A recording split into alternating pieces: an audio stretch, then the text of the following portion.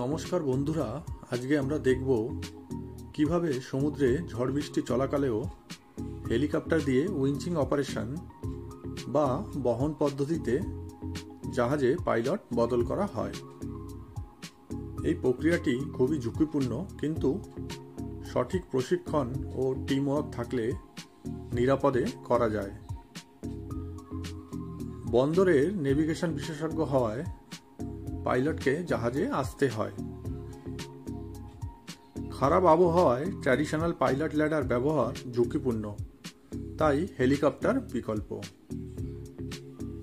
ঝড়ের মাঝেও কিভাবে পেশাদার টিমওয়ার্ক এবং প্রযুক্তি মানুষকে নিরাপত্তা দেয় তা আজকের ভিডিওতে দেখলাম। সামুদ্রিক জীবনের এই রকম আরও ভিডিও পেতে লাইক, শেয়ার, সাবস্ক্রাইব করুন।